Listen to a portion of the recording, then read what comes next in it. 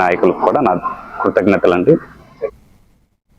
మెదక్ నియోజకవర్గాన్ని మరింత అభివృద్ధి బాటలో నడిపించేందుకు తన వంతు పూర్తి సహకారాలు అందిస్తానని, రాష్ట్రంలోనే ఆదర్శ నియోజకవర్గంగా తీర్చిదిద్దుతానని మెదక్ ఎమ్మెల్యే మైనంపల్లి రోహిత్ రావు అన్నారు.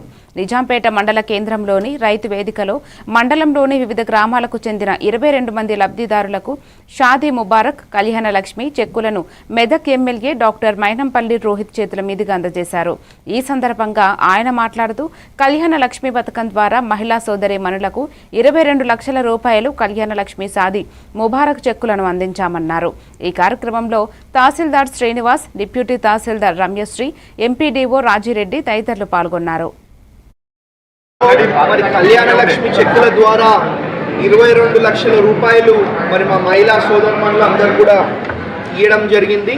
మరి ఇదే కాదు, భవిష్యత్తులో నిజాంపేట్ మండల్ని, మెదక్ నియోజకవర్గాన్ని అభివృద్ధి, సేవా, సంక్షేమ కార్యక్రమాలలో మరి ముందుంచే విధంగా పనిచేసుకుంటూ ముందుకు పోతామని తెలియజేసుకుంటూ మరి మా ప్రింట్ అండ్ ఎలక్ట్రానిక్ మీడియా సోదరులకు, ఇవాళ ఇక్కడికి ఇచ్చేసిన స్థానిక అధికారులకు, నా ముందున్నటువంటి మీ అందరు కూడా పేరు పేరున ఇంకొకసారి హృదయపూర్వకంగా ధన్యవాదాలు. Thank you.